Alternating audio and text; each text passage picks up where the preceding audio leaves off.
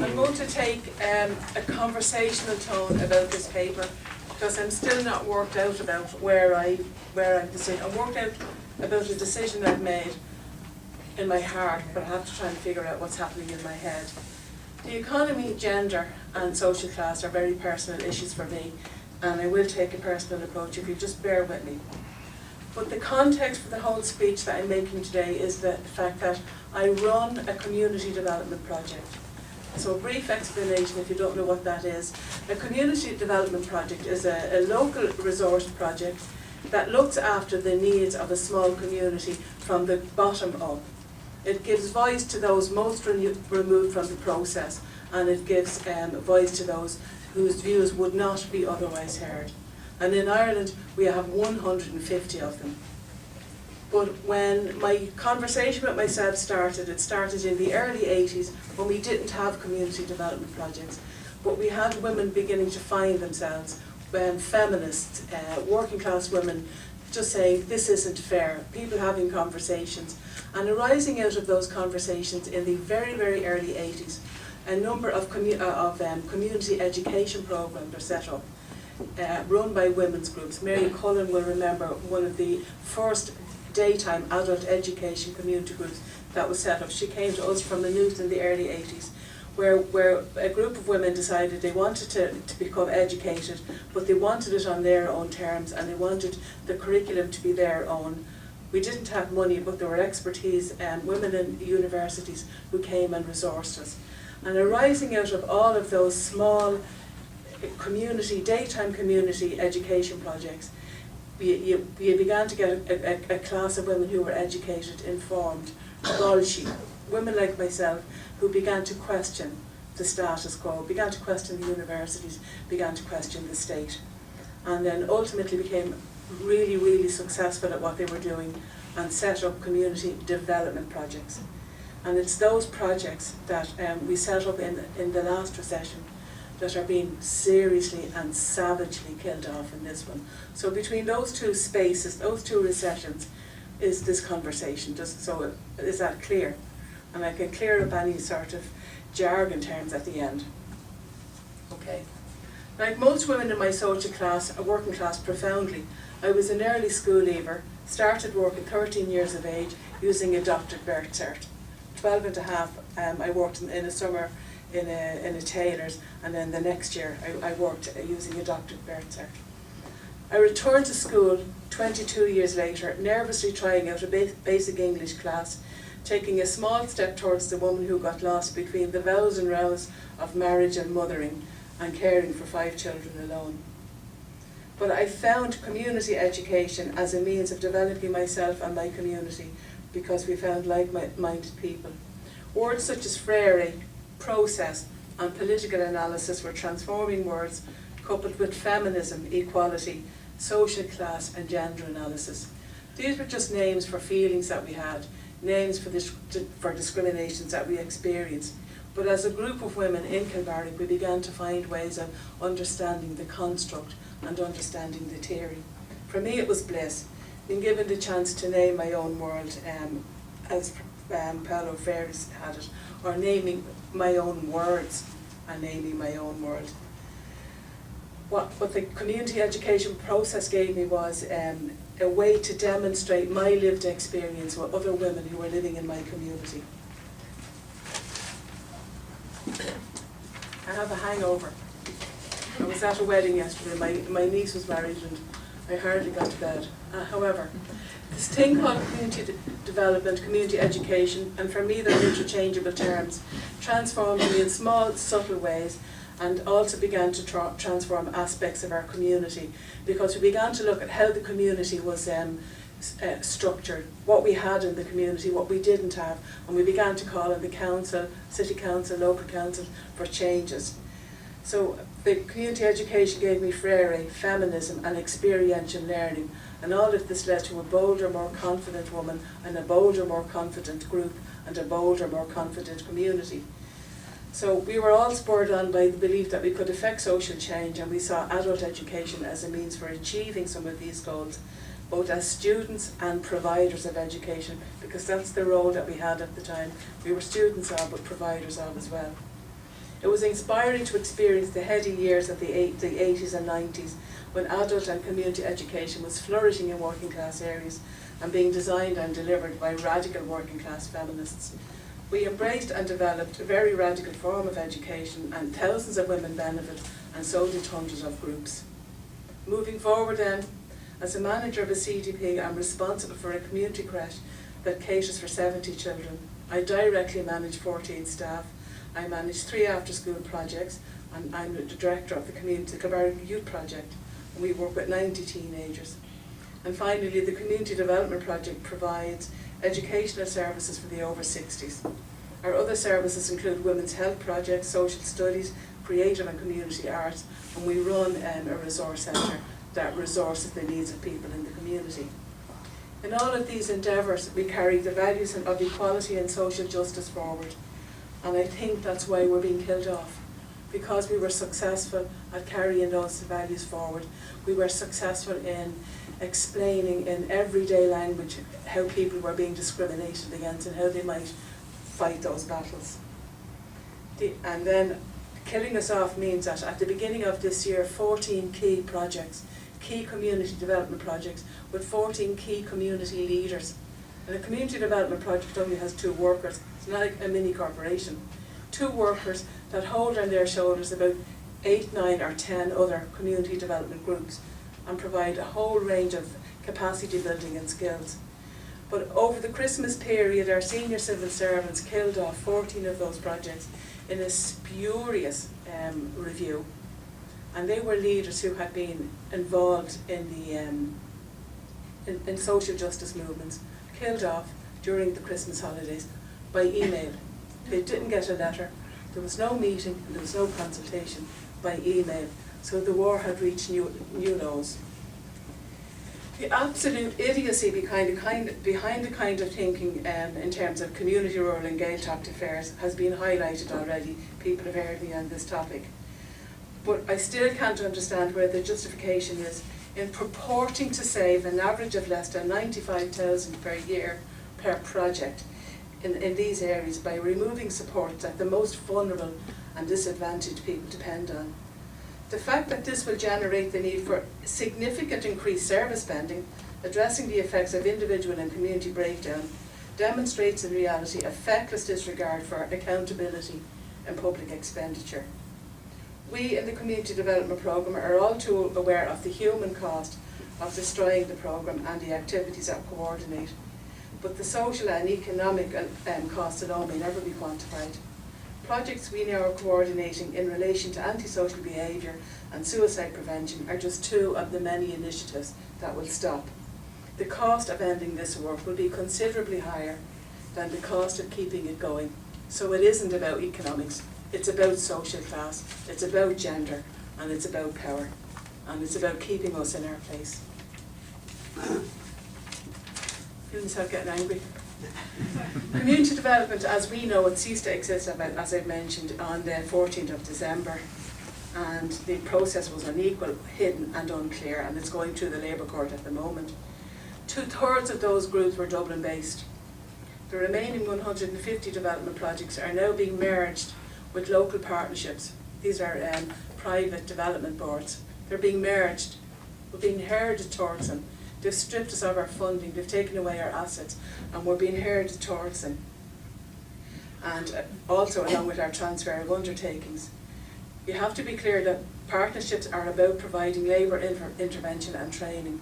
They're not about advocacy, they're not about empowerment, they're not about giving an articulation to those people who aren't at the table.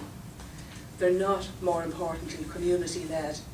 And there are fears that I think it's an absolute certainty that the partnerships will follow a labour market agenda. Those community development groups that enabled community education to grow organically and that enabled whole communities to take pride in themselves and enabled communities to get involved in regeneration processes that you've also seen killed off, will now be told to offer a different kind of development, a different kind of education and a different kind of accreditation. No more possibility of meaningful engagement in terms of social change. It's now going to be our way or the highway. We as workers and activists were being neutered and domesticated by local partnerships. The loss of community development projects and process ethos and principles that go along with that will have long-term consequences for marginalised communities. Has the government not calculated the cost of closure of our own projects and other projects, bearing in mind the community disintegration that their decisions will set in train? The social work interventions needed with more vulnerable families, do not cost of those? Maybe they don't plan to provide them. Maybe they don't care. These are the questions we have. There's going to be increased pressure on whatever semblance of a mental health service that we do have. There'll be increased costs connected with antisocial behaviour, crime, and with polarised and divided communities, because that was our biggest achievement in the last 30 years. We united communities. We worked with communities. We were the visible face of community development in that area, and the secret of that success was we were working class. We knew the lingo, we knew the people, and we were trusted. We suggest that the cost-benefit analysis might be given with the latter, given that the cost of accommodating just one more prisoner from our area would be more than ample to fund our continued existence as a community development project. There's enough evidence from the Tavistock Institute in the UK. I'm really getting upset. Bastards. There's enough evidence from the UK to point the way forward to the social and economic cost of destroying community development infrastructure. Open street war happened in the Tower Hamlets in London, and the rise of youth and gun culture in part of London has not only become a reality but is continuing to grow. It serves to fulfil the clear predictions made by community and youth development workers in these areas before the cuts. We're trying to make the same argument here, we're not getting anywhere. Take away our projects and the support and development infrastructures created by them and their communities will fall apart. Why can't anybody hear that? If none of these considerations were taken into account by the enlightened elite in our government, then there's a clear case to be answered, at the very least in relation to incompetence leading to yet more waste of public resources in the long term. Nearly finished. The economy is being blamed for the charges currently being made for the changes currently being made in the community and voluntary sector. They've already cut us by 21% and cuts of more than, according to Brian Harvey, cuts of between 15 and 18% are going to be imposed on us in the government. So they're stripping us down bit by bit. But activists in the community development sector know that the decisions to close us down were made more than 8 years ago. I was having the same arguments 8 years ago in Mespel Road with Community Rural and Gaeltacht Affairs. At the time they were trying to merge the partnerships together and they met fierce opposition. So when it came to merging us together, they didn't even try to consult. They just issued diktats. The sector was getting too strong, too bolshy, too successful at educating the grassroots and empowering people to claim their rights. All the economic collapse provided was a surefire excuse for getting rid of us, and their phrase is, in the name of reducing structures. And Colin McCarthy's insulting dismissal of us as no evidence of viable outcomes. I'm a fucking viable outcome, and I'm only one in thousands of women that is a viable outcome of community and adult education. The cheap of it.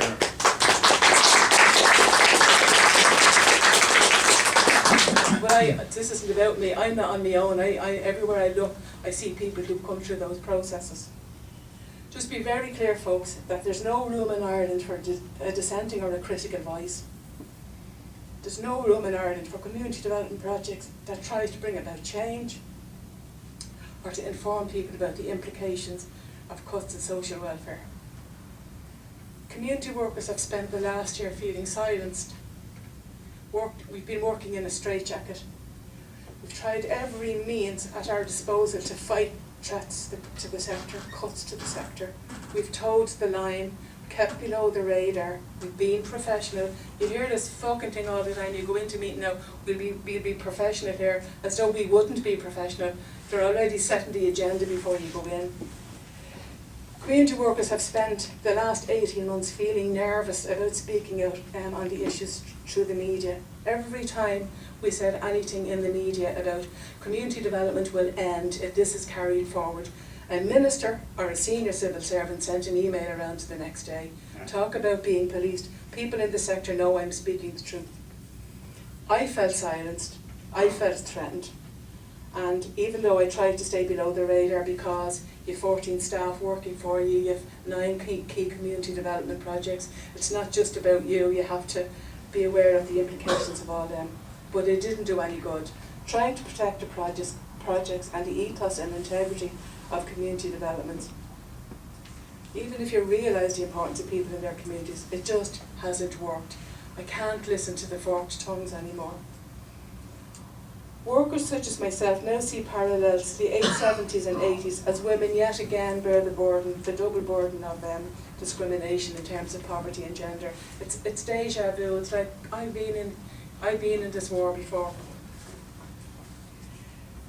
But to return to community development, we're not just cheap service providers. We've worked consistently to ensure long-term community sustainability, giving people a voice, a sense of value, a sense of hope, and real opportunities for social participation and personal progression.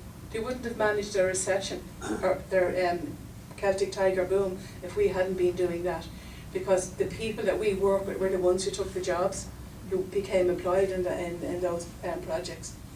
We know this and they know this, but they've decided we have to go. The reality is that sustainable community based on equality of opportunity are not on the Irish political agenda. It's not so long after all since a certain Minister for Equality, Justice and Law Reform reminded us that equality is bad for the economy. Because we know this, we're not calling on our enlightened funders to reverse or review their decisions. We interpret the outcome of closing us down as a vindication of our work, our approach to the work, and our results that are quite obviously not consistent with the inequitable and privilege-based vision that currently exists. We have to be doing something right. For this reason, we'll commit to the task of building equality, self-determination and hope in our community. We call on projects that have been discontinued to do the same. We call on remaining community development projects moving forward to maintain a focus on equitable social sustainability. And we're asking people not to confuse this madness with incompetence. Understand these cuts are consistent with the kind of vision that the politicians have for Irish society, and asking people to organise and work in their own communities. My last bit to say here is that trying to work out the theory of where we stand, I was having a conflict, and I've now realised that community development isn't a commodity and it can't be bought and sold, nor can we be merged with the enemy. Equality and social justice can't be bought and sold. And it's for this reason that my staff team have decided to give up their jobs, give back the funding, and we're going to remain inside the partnership process. They can take their job and shove it, as far as I'm concerned. We're going to stand alone, remain and retain our independence, and ensure the integrity of community development in our area. And we'll work as volunteers, as we did in the 80s, and reclaim our power because we've given it away. And we're going to become an even more dissenting and critical voice, because that voice is priceless and it's the one thing they can't take away.